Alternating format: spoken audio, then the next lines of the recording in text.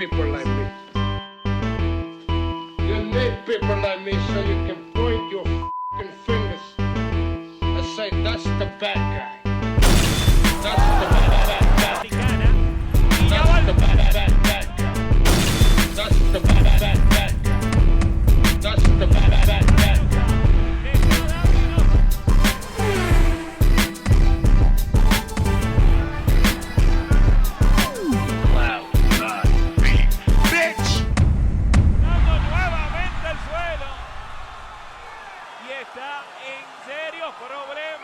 De la noche, Stephanie Piñeiro.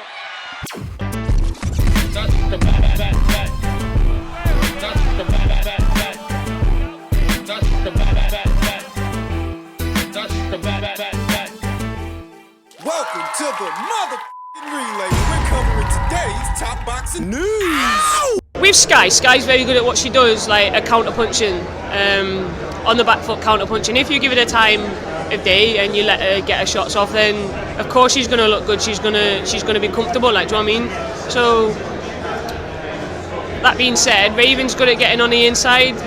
It's just if she's quick enough to close the gap on Sky to get on the inside. Like, do you know what I mean? You can't just.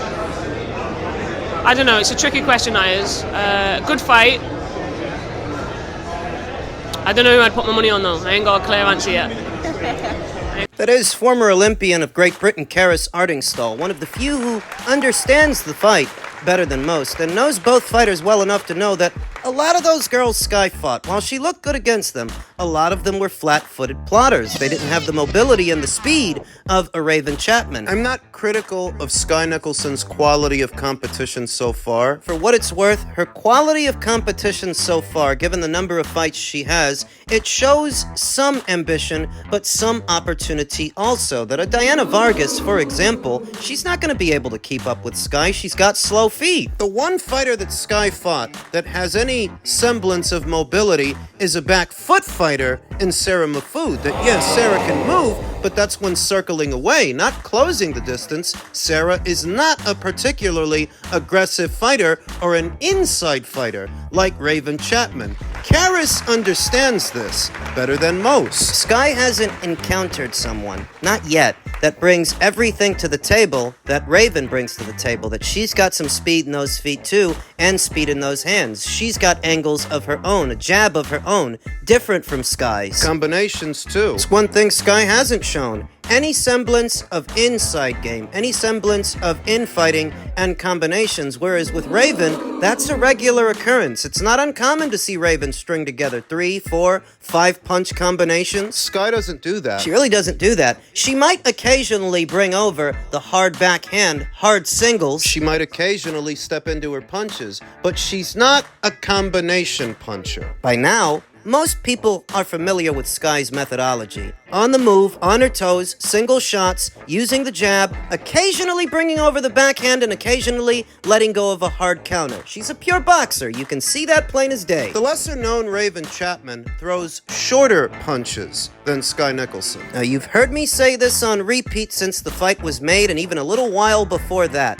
the victory for Raven lies not just in her combinations, not just, but in her legs, in her feet, in her footwork. That the victory for Raven is contingent upon her ability to cut off the ring. And if she can cut off the ring, she can definitely win this fight. Because Sky ain't got no inside game. You get inside on Sky. If she's got it, she hasn't shown it, for whatever reason. And I don't think she's spending as much time as she is on her toes, on the move, on her bike, circling away, because of how comfortable she is on the inside. Now, she made some mention of a sparring session where, at least according to her, at least the impression that I got, was that Sky had a lot of success against Raven in a sparring match. I don't know how long ago that was. She's been walking around with a chip on her shoulder ever since the fight got signed, supremely confident. Could it be because of that sparring session? In tandem with her amateur pedigree, perhaps, but sparring ain't fighting. I don't know how long ago this was. I don't know how much experience Raven had amassed as a professional. There's a lot left of the imagination, but what the gist of it is that sparring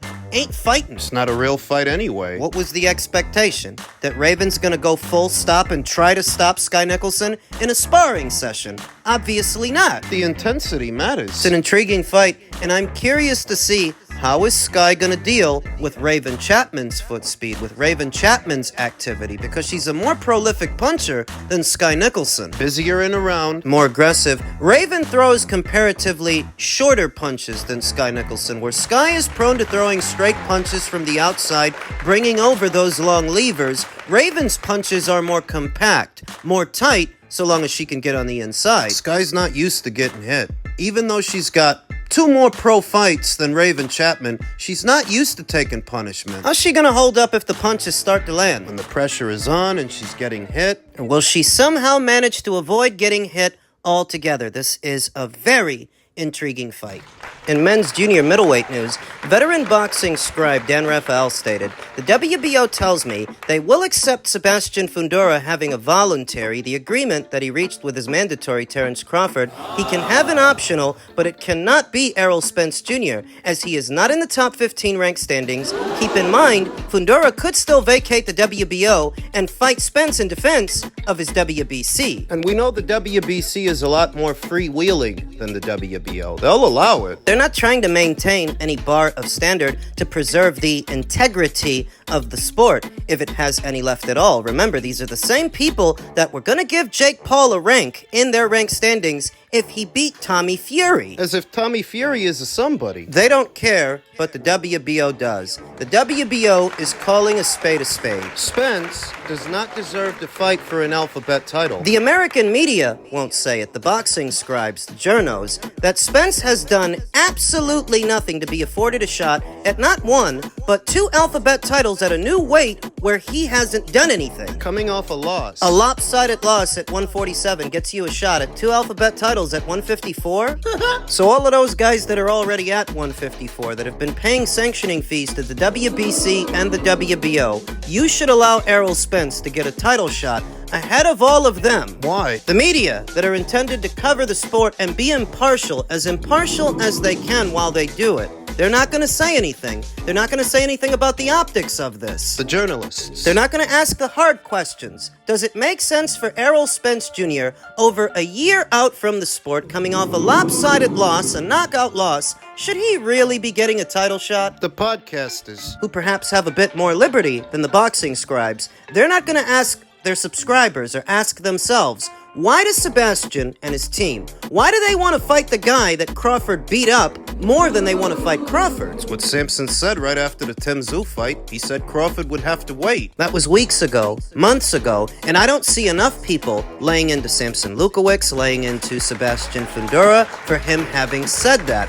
Why would you want to fight Spence more than Crawford? Is it because he just got beat up? Are you looking for the low-hanging fruit? It's a rhetorical question, because everybody already knows the answer. It's obvious. You're the one that needed to reach an agreement, not Terence. You're the one that needs an agreement. Even if he let you. Keep your WBO title long enough to defend it against someone of your choosing, because you would rather fight someone else than Terence Crawford. And just a week ago, the story was Sebastian's full focus is on Terence. Fighting Terence. He wants Terence. So that a week later, this is the story. You reached an agreement with Terence to allow you to fight somebody else, namely Errol Spence. Ain't that a bitch? And everybody's watching it all unfold, but how many members of the media are pointing it out? How many of the podcasters are pointing it out? How wishy-washy all of Sampson Lukowicz's dealings are, all of his fighters. There's always a bunch of confusion, needless confusion. Boxing is not a sport to the Americans. That's why they're happy to see a guy who just got his ass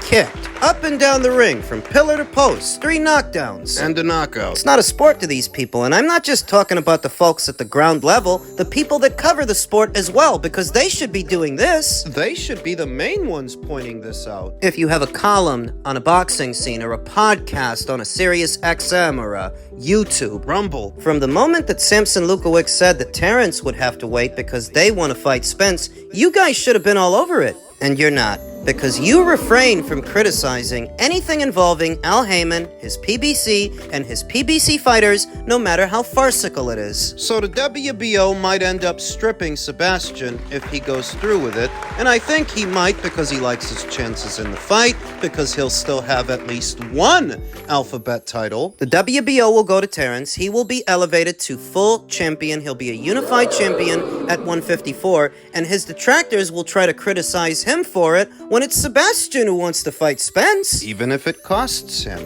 the WBO title. The proponents of this fight are not Sebastian Fundora fans. They're Spence fans. Cockeyed optimists that are holding out hope that he can still turn it all around. Come back. Make a comeback, become a champion at a second weight, live up to the expectations and the hyperbole. The pedestal they put him on. They've had about a year and a half to look like absolute morons, backing him to beat Terrence Crawford, calling him the eye collector, just to have all of that blow up in their face.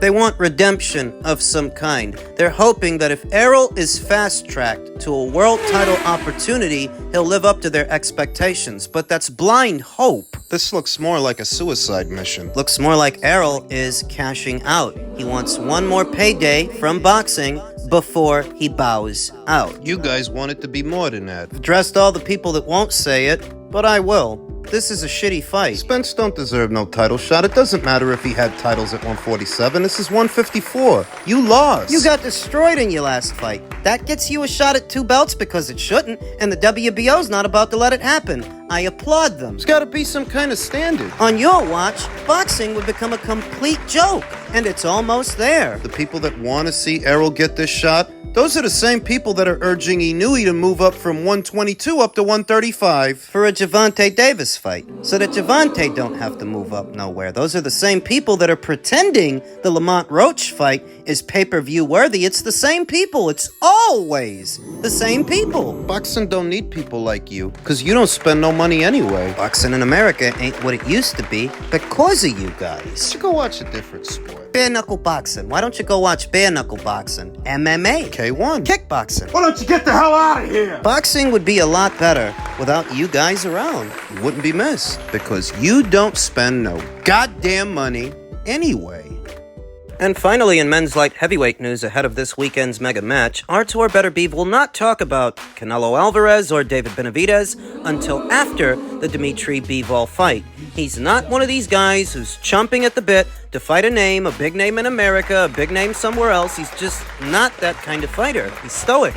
Unified light heavyweight champion Artur Beterbiev is willing to talk about a possible fight with either Canelo Alvarez or David Benavidez only after his upcoming clash with Dimitri Bivol. The 39-year-old Beterbiev of Russia is preparing to take on his fellow countryman Bivol for the undisputed crown at light heavyweight on Saturday in Riyadh. Despite considering a future bout with Alvarez or Benavidez, Beterbiev is only concentrating on going past Bivol. That level of focus and tunnel vision is seldom seen in the sport. So often during a fight week, the fighters in the fights, they get asked a lot of questions about the future, about this and about that. You could never accuse Artur Beterbiev of being one of the talkative ones, and perhaps that makes him seem two-dimensional in the build-up of a fight, but during a fight, he more than makes up for it. I saw Eddie Hearn refer to Artur Beterbiev as being arrogant, that he's not speaking more and doing more to sell the fights. It's just not his personality. A stoic one's like Artur's. I mean, that personality in tandem with a language barrier, what do you expect? I find it refreshing. We'll see. Let's talk about it after, said Beterbiev in response to a possible fight with Benavidez in the future. To be honest, I've never seen him fight. I've never watched his fights because I'm really not a fan of boxing. When I've signed a fight with a boxer, I focus only on that fighter. I'm not that type of person to watch everyone's fight. He's not a fan of it.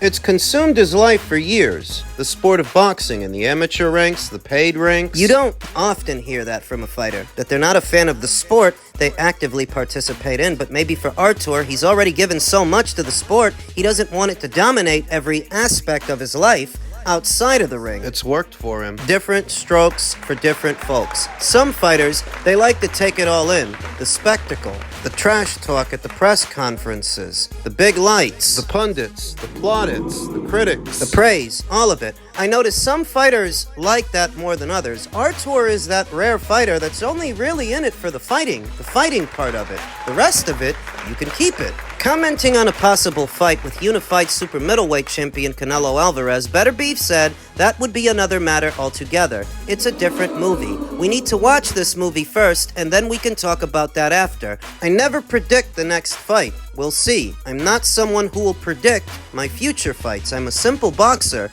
and I try to do my best.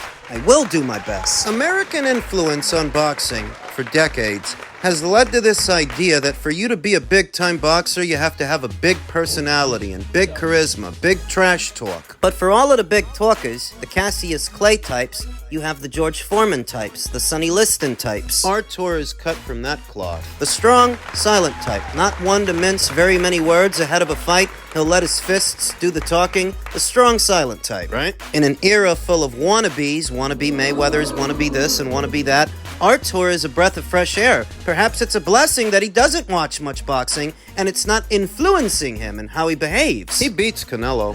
He beats David, too. I'm a huge fan of Canelo Alvarez, but I don't have any illusions about what would happen if he had to fight Artur. Artur's too big, too strong, too well-schooled. He's all wrong for Canelo. He's all wrong for David, too. That's why I don't expect that David will fight him. I said it in my previous video. Whoever David fights next, and it's looking like it's going to be David Morrell, I expect that if he wins, shortly afterwards, they'll announce he's injured, and he's going to be on the bench for a while. Long enough that Artur Beterbiev, if he wins, he might move up in weight, go to cruiser, vacate all the titles he wins, At which point, David will swoop in and pick one or some of them up. That's how I think that's going to break down if Artur wins. if he loses. It's a different story. The main thing for Dmitry Bivol is offsetting Artur's power with movement. You've got to stay moving. He's coming off a torn meniscus. That's a knee injury. He said the other day it's fully recovered and he's healed and he feels young, but what do you expect a fighter to say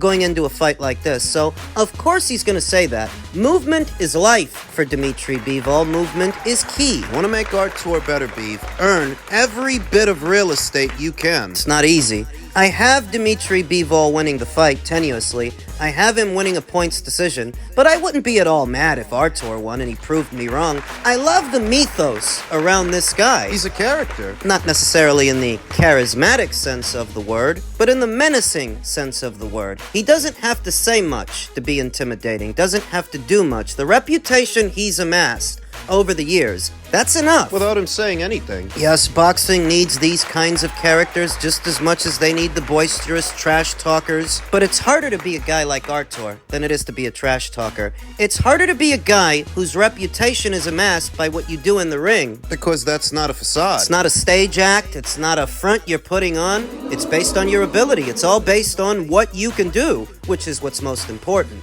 Of what use is a trash talker that can talk great trash just to go in there and get their ass kicked? The novelty of that act wears off very quickly. But to be like Artur, where you yourself don't have to say anything, you ain't got to say much because everybody around you is saying it for you. He's a monster. To be like Artur, it's got to be based on something real and something useful. So much of what you see in boxing is done for appearance's sake. So much of it is smoke and mirrors. There's no regalia here. None is needed for Artur Beterbiev. He is who he is. A monster.